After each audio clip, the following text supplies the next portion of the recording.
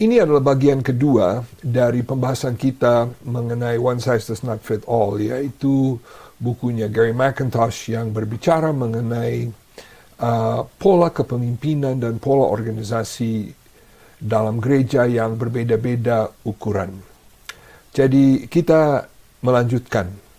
Sekarang pembahasan kita yang berikut adalah di mana keputusan-keputusan itu diambil atau siapa yang mengambil keputusan. Nah, perlu saya catat bahwa mungkin di sini situasinya akan sedikit berbeda bila mana gereja itu masih digembalakan oleh gembala yang merintis atau mendirikan gereja itu, karena kedudukannya sebagai perintis memang membawa sejenis pengaruh atau sejenis wewenang yang lebih sulit bagi orang yang menggantinya kemudian hari.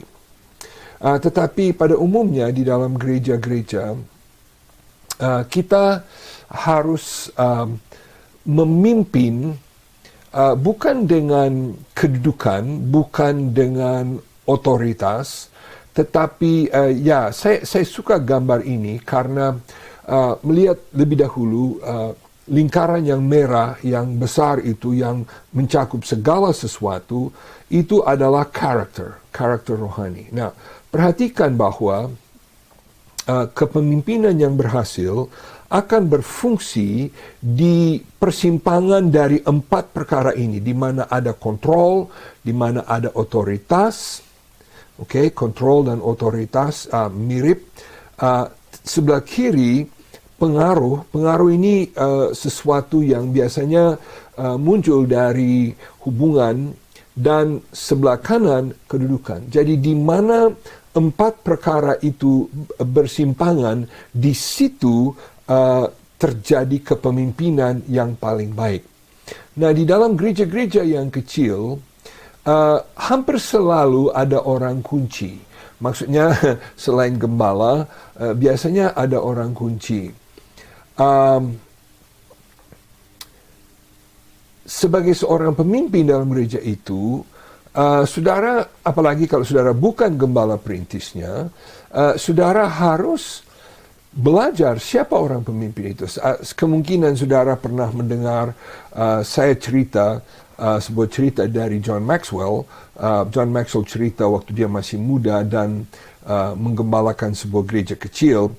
Dia mengadakan rapat badan pengurus gereja atau majelis gereja, dan waktu dia menjelaskan semua gagasan, semua ide-ide yang ada padanya, seperti semua orang senang, tetapi mereka semua seperti berpandang, mengarah pandangan mereka kepada seorang lelaki tua yang ada duduk di ujung meja situ, dan seperti dia belum setuju, dan waktu ditanya pendapat semua voting, seperti semua orang segan dan tidak menyetujui gagasan-gagasan baru, perubahan-perubahan yang disarankan oleh pendeta Maxwell. Rupanya pendeta Maxwell sebagai orang muda masih harus belajar bahwa yang duduk di ujung meja itu seorang laki-laki tua, dia namanya Claude, ya. Lalu rupanya Claude ini adalah seorang petani, dan walaupun dia mungkin bukan orang pendidikan tinggi, seorang petani, tapi dia rupanya sudah lama, dia sudah sangat berpengaruh, dan dia adalah orang kunci di dalam badan pengurus itu. Maxwell mengatakan, saya belajar bahwa kalau saya mau mengemukakan ide-ide baru, maka saya harus meyakinkan si Claude dulu. Jadi dia cerita bahwa sebelum rapat berikutnya, dia pergi mengunjungi Claude di tempat pertaniannya, dan mereka pakai traktor, dia ikut naik numpang traktor sambil kerja dan cerita-cerita segala sesuatu mengenai rencana-rencana dan kenapa ini dianggap baik, dan dia mendengar masukan dari Claude dan seterusnya. Nah, waktu rapat berikutnya, waktu dia mengemukakan ide-idenya, maka si Claude setuju dan otomatis semua orang lain setuju. Jadi saudara, di dalam organisasi kecil, gereja kecil, selalu ada 1, 2, 3 orang yang berpengaruh. Nah saudara, ini bukan main curang atau main politik kotor, tetapi ini berarti kita mengerti pola-pola pengaruh yang berada dalam sebuah organisasi dan kita bekerja melalui itu. Di dalam gereja kecil, seorang pemimpin harus tahu bahwa bila mana gereja kecil itu punya badan pengurus atau majelis, dan mungkin di Indonesia, konteks Indonesia ini tidak terlalu terjadi, tapi di konteks di US di mana gereja itu walaupun kecil sudah ratusan tahun, badan pemimpin dalam gereja kecil umumnya tidak menginisialisasi, tidak memulai gagasan baru. Mereka menganggap tugas mereka sebagai pemberi izin. Maksudnya ada ide baru, tidak bisa, itu ya, atau dikatakan hak veto. Jadi seorang pemimpin harus mengerti pola-pola dan struktur-struktur yang ada yang tidak terlihat, yaitu struktur-struktur yang di bawah permukaan. Saya lanjut kepada satu hal yang berikut, dan ini saya kira cukup penting dan berlaku di Indonesia atau di tempat lain. Di dalam gereja kecil, peranan gembala adalah lover. Lover. Maksudnya, dia punya tugas adalah untuk berhubungan dan mengasihi semua orang yang ada di situ. Dan jemaat akan menilai gembala itu berdasarkan ciri pribadinya. Maksudnya kepribadiannya. Wah, orang itu terbuka, orang itu ramah, orang itu suka menolong, dan seterusnya. Jadi tekanan utama di dalam gereja kecil adalah hubungan pribadi yang gembala menciptakan dengan jemaat. Nah, di dalam gereja yang sedang, gembala dinilai dari pandangan fungsinya.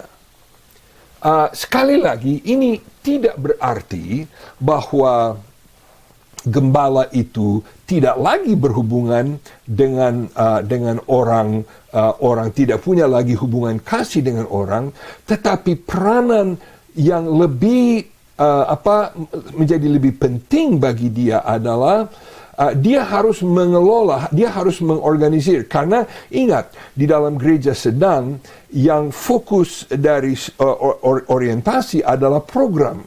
Kalau gereja kecil, orientasi adalah hubungan relasional. Dalam gereja yang sedang, fungsinya adalah kepada program. Sehingga harus ada orang yang mengorganisir, yang mengelola. Jadi dia dinilai apakah dia pandai membuat rencana, mengorganisir. Apakah dia seorang guru atau pengkhotbah yang baik. Apakah dia bisa memimpin sebuah tim yang baik. Ini peranan gembala berubah. Dan sekali lagi, jangan salah menganggap bahwa peranan relasional sudah tidak ada lagi. Tetapi itu sekarang tidak sepenting ini. Nah, dalam gereja besar, peranan gembala berubah lagi. Gembala sekarang dianggap profesional. Maksudnya, dia menjadi seorang visioner, seorang pencipta visi. Dia seorang yang pandai membuat strategi. Dia pintar mencari staf yang cocok. Dia berhasil membuat semua orang bekerja sama. Seandainya dia berada di dalam dunia bisnis, dia mungkin akan dikatakan dirut atau CEO dari organisasi. Maksudnya sekarang, ya sekali lagi kita bandingkan yang tiga. Gereja kecil, peranannya adalah apa? Berhubungan langsung dengan jemaat. Gereja sedang, dia adalah orang yang harus mengorganisir, yang harus mengelola, yang harus mengatur. Dalam gereja besar, dia tidak lagi campur tangan dalam organisasi secara harian karena dia sudah memperoleh staf, dia sudah mendidik dan menciptakan tim kerja sehingga sekarang tugasnya adalah melihat gambar besar, melihat big picture. Apa implikasinya? Dan ini penting. Gembala, bila mana gembala itu mau menghentar sebuah gereja dari kecil menjadi sedang, menjadi besar, dia harus mengubah pola kepemimpinannya bila mana gereja kecil menjadi sedang atau menjadi besar. Ini berarti dia harus menambah skill dan keterampilan. Nah, saudara, kita terang-terang saja di sini. Menjadi dirut atau CEO dari perusahaan yang besar, itu tidak bisa dilakukan oleh semua orang. Tidak semua orang mempunyai kemampuan seperti itu. Dan di sini kita sedikit terang-terang saja ya. Tidak semua orang sanggup menjadi gembala dari gereja besar yang sungguh berhasil. Karena dia mungkin tidak mempunyai kesanggupan. Dan ini saya kira bisa menjadi kenyataan realistis, kenyataan yang ada. Bahwa tidak semua orang sanggup memimpin sebuah gereja besar. Nah, saya harap orang bisa belajar, semakin dia bertumbuh dengan gerejanya, dia bisa belajar. Tetapi kalau dia tidak terbuka kepada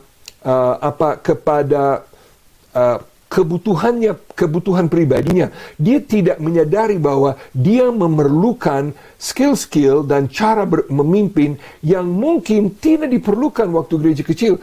Ada satu pemikiran yang lain juga. Satu pemikiran lain adalah bahwa seorang gembala dari gereja kecil mungkin dia lebih suka, dia lebih nyaman dengan menjadi seorang bapak relasional, ibu relasional, berhubungan. Dan bila mana gereja itu berpindah dari gereja kecil menjadi gereja sedang di mana semakin banyak program berfungsi dan seorang gembala harus mengurus dan mengatur semua itu, dia tidak nyaman di situ, sehingga apa yang terjadi? Dia tidak melakukan tugas itu dengan baik, dan gereja itu yang sedang bertumbuh, programnya sedang bertambah, dan apa yang terjadi? Karena tidak dikelola dengan baik, mulai gagal, mulai kurang berhasil, dan gereja itu menyusut kembali seperti apa yang kita lihat di dalam sesi pertama. Bagaimana gereja itu mulai besar, dan ada tarikan dalam karet itu, dan karena karet itu tidak diganti, tidak dijadikan pola baru, kembali, dan gereja itu kecil. Ada beberapa implikasi yang bisa kita melihat mengenai hal ini, dan beberapa sudah saya bahas. Dalam peranan gembala, tim yang terbaik mempunyai pemimpin yang terbaik. Kedua, tugas pemimpin adalah pencetus visi. Ketiga, Allah sering mengungkapkan visi kepada pemimpin. Empat, otoritas kepemimpinan bertambah lewat waktu, dan di sini kita bicara mengenai 5 level kepemimpinan, dan di sini tidak sempat untuk membahasnya secara mendalam, hanya mengatakan bahwa dia kalau sudah mencapai level 5, dia tidak lagi memimpin berdasarkan jabatan atau otoritas yang ada pada jabatan, tapi dia memimpin berdasarkan hubungan dan kredibilitas yang telah dia bangun setelah sekian lama bekerja dengan baik. Nomor 5, otoritas pemimpin bisa hilang dalam seketika. Maksudnya, pengaruh dan wewenang seorang pemimpin yang harus dibangun, mungkin bisa juga dikatakan trust, ya, kepercayaan yang sudah dibangun dalam waktu yang cukup lama, itu bisa hilang dalam satu ketika bila mana pemimpin itu mengambil langkah yang keliru. Nomor 6, bila Anda tidak memimpin, orang lain akan memimpin. Nomor 7, pemimpin yang berhasil akan pasti menghadapi kritikan. Nah, itu bicara sedikit mengenai kepemimpinan dan gembala. Nah, sekarang kita lihat bidang berikutnya. Di dalam gereja-gereja yang kecil atau sedang, di mana level untuk pengambilan keputusan. Keputusan diambil pada level mana? Di dalam gereja kecil, dan sekali lagi khususnya sedikit berbeda kalau gembala itu adalah gembala perintis, tetapi pada umumnya dalam gereja kecil yang sudah cukup bersejarah, keputusan dibuat bersama oleh jemaat. Nah, mungkin tidak ada rapat jemaat, mungkin tidak ada rapat resmi dan pakai nutulen dan pakai acara, berita acara, tapi rata-rata semua orang sepakat. Dan dalam gereja kecil, keputusan mereka akan sangat dipengaruhi oleh tradisi dan kebiasaan yang sudah berjalan. Sekali lagi, apabila gereja itu sudah semakin tua. Dan tujuan dari semua keputusan di dalam sebuah gereja kecil adalah agar jemaat senang, tidak marah, agar budget tercapai, maksudnya agar kita tidak jadi tinta merah, agar mengurangi pengeluaran karena dalam gereja kecil uang selalu sulit, dan agar mempertahankan status quo. Status quo itu bahasa Latin yang berarti keadaan yang sedang berlaku. Tidak mau banyak berubah, tidak mau banyak beda-beda. Dalam gereja kecil, keputusan-keputusan lebih banyak dilakukan oleh panitia-panitia. Dan dalam gereja yang sedang, kita melihat kebutuhan sedang berubah. Situasi sedang berubah. Mungkin sekolah minggu sedang bertumbuh dan diperlukan lokasi kelas-kelas sekolah minggu yang lebih memadai, atau mungkin tim musik yang tadinya cuma main keroncong dengan dak-dit-dut di atas drum-drum, sekarang dibutuhkan alat musik, atau sehingga keputusan-keputusan sekarang lebih banyak terpengaruhi oleh situasi yang semakin berubah.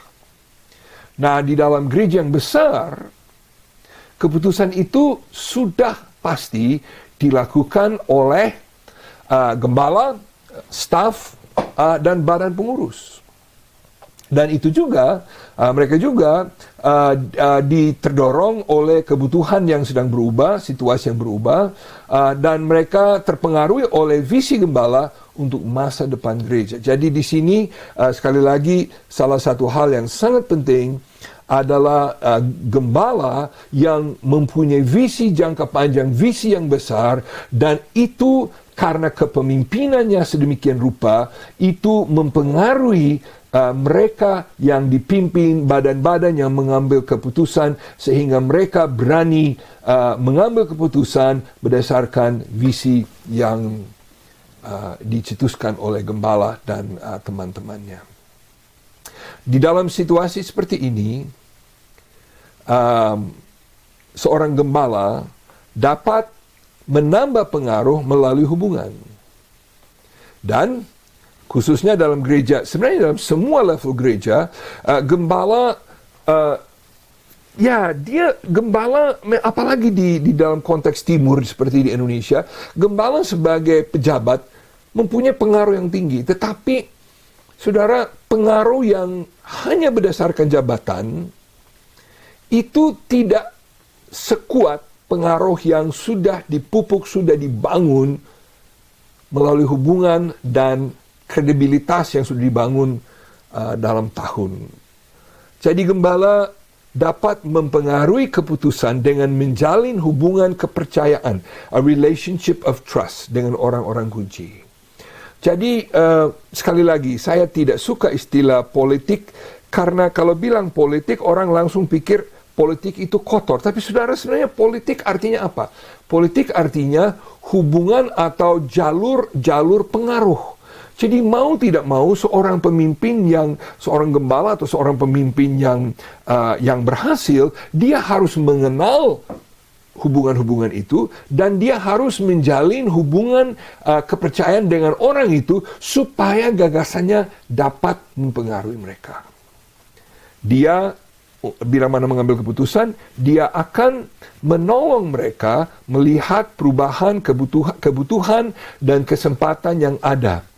Jadi peranan gembala di sini cukup penting, walaupun misalnya gereja kecil lebih banyak dipengaruhi oleh orang-orang kunci, ya tidak berarti bahwa gembala tidak dapat merubah apa-apa, tetapi dia harus mengenal siapa orang kunci itu, dia harus menjalin hubungan dengan mereka, dan dia harus coba mempengaruhi mereka. Nah, saya mau kasih catatan kaki di sini. Menjalin hubungan dengan orang yang berpengaruh tidak berarti bahwa hanya mereka yang diperhatikan oleh gembala. Itu keliru, itu sama sekali salah. Kita harus menghargai semua orang sama rata. Tetapi dalam hal pengambilan keputusan, kita harus berani membuat hubungan dengan mereka supaya mereka bisa terima. Nah, di dalam ini semacam bagan yang mungkin bisa menolong kita sedikit melihat iklim atau suasana pengambil keputusan. Sebelah lebih ke arah kiri itu lebih bersifat di sini, sebelah kiri, lebih ke arah kanan lebih bersifat ini. Jadi lihat, sebanding gereja kecil, sedang atau besar, kalau dalam gereja kecil lebih mengarah ke emosi atau perasaan, dalam gereja besar lebih mengarah ke rasional.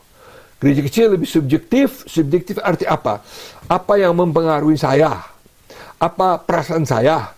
Objektif apa? Saya lepas dari situasi, saya mengambil keputusan yang lebih cocok untuk semua. Dalam gereja kecil, keputusan itu lebih mengarah kepada apa yang populer, apa yang disukai semua orang. Dalam gereja besar, lebih mengarah kepada apa yang seharusnya, yang layak. Dalam gereja kecil, keputusan itu lebih banyak diambil secara non-formal. Maksudnya mungkin tidak ada rapat resmi, tidak ada ketuk palu, hanya duduk bersama atau mungkin sambil minum kopi atau apa.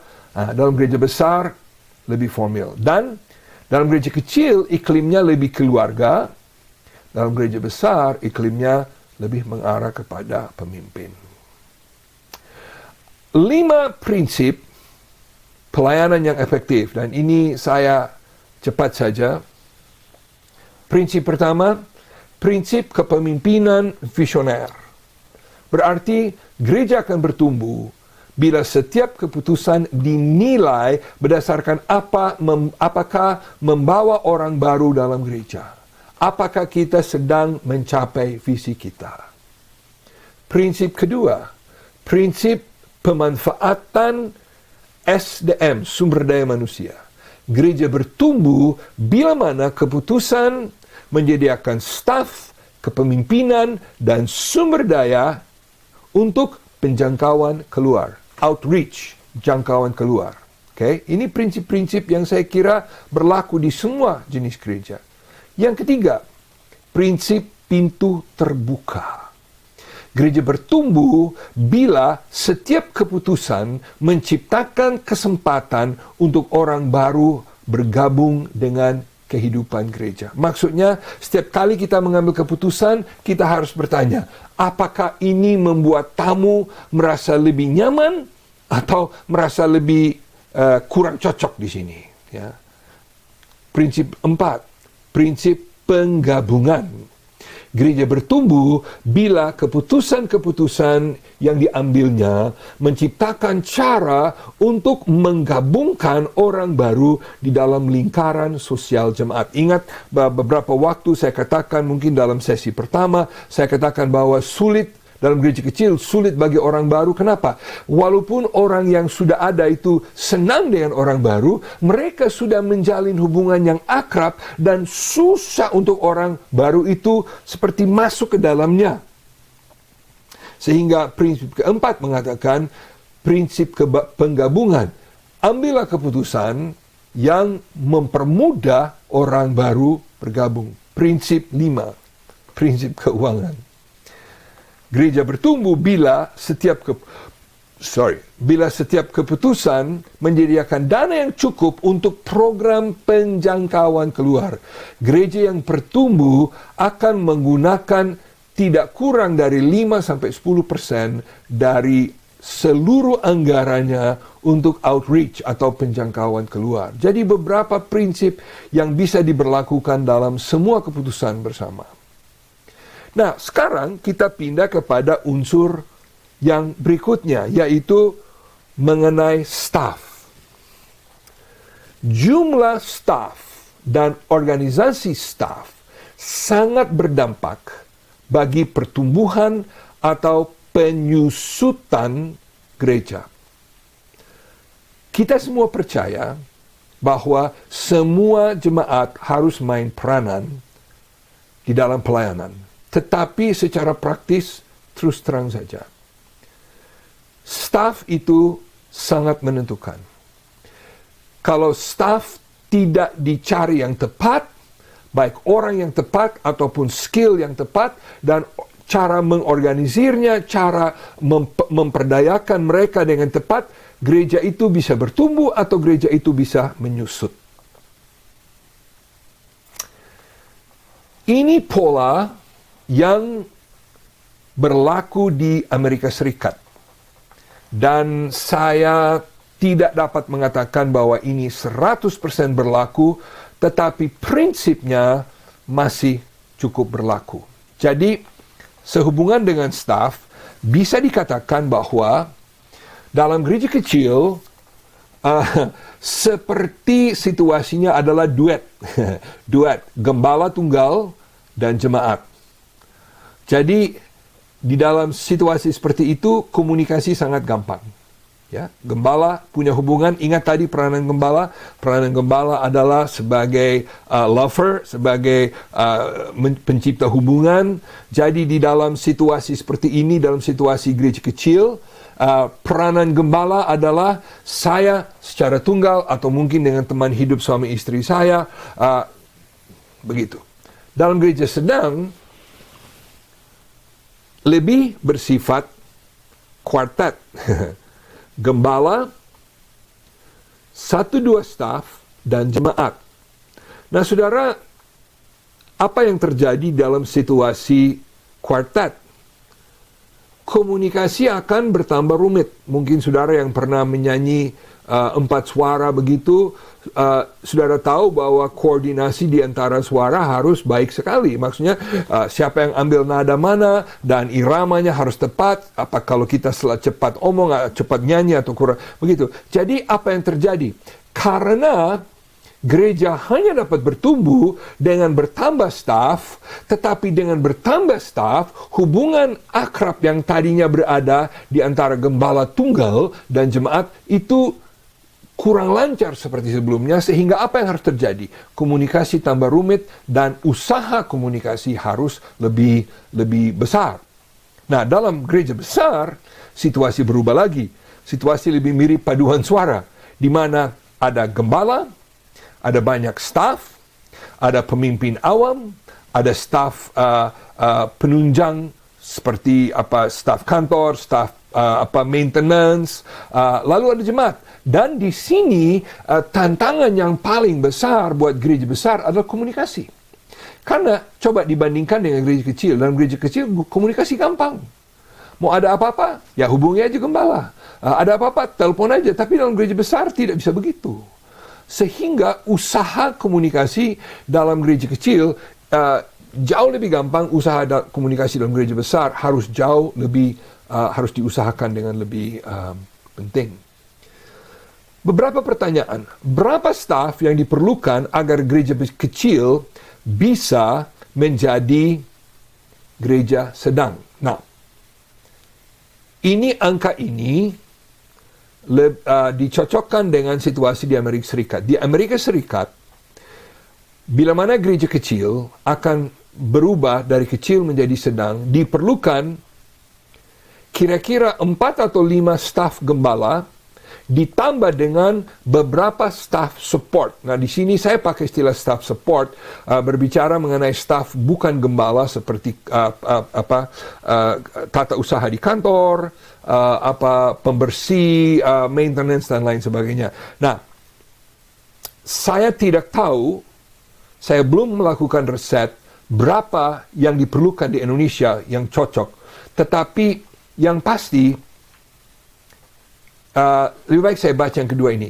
Kadang gereja tidak mampu membiayai staf yang diperlukan untuk bertumbuh. Tetapi tidak bisa bertumbuh kalau tidak menambah staf baru. Nah, di sini gereja menghadapi satu tantangan yang besar. Menambah staf tidak menjamin gereja bertumbuh, tetapi gereja sulit bertumbuh tanpa staf tambahan. Dan kemungkinan ini menjadi salah satu alasan kenapa gereja kecil sulit tembus perbatasan angka untuk menjadi gereja sedang. Dan di sini bicara staff, tapi juga bisa bicara uang. Untuk menambah program, untuk menambah staff, diperlukan uang. Tetapi selama gereja masih kecil, belum ada uang. Di situ merupakan satu tantangan besar. Dan jalan keluarnya, ya, saya tidak tahu. Itu mungkin memerlukan langkah iman yang cukup besar. Jadi mungkin untuk ini, sesi ini saya berhenti dulu dengan mengingatkan saudara beberapa hal yang sudah kita bicarakan. Kita sudah bicarakan mengenai pola kepemimpinan, kita sudah bicara mengenai peranan gembala, kita bicara mengenai bagaimana keputusan diambil, baik itu di dalam gereja kecil, atau sedang atau besar. Lalu yang terakhir, kita bicara sedikit, dan waduh saudara, ini sangat-sangat ringkas pembahasan kita, tetapi asal saudara mengerti gagasan-gagasan penting di sini, bahwa mengenai staf dan keuangan, seringkali untuk bisa bertumbuh menjadi lebih besar, kita memerlukan staf, kita memerlukan dana yang lebih, padahal gereja masih kecil tidak sanggup. Saya suka katakan secara gurau, siapa suruh menjadi pemimpin? Ya, kalau bukan Tuhan yang suruh, kita setengah mati.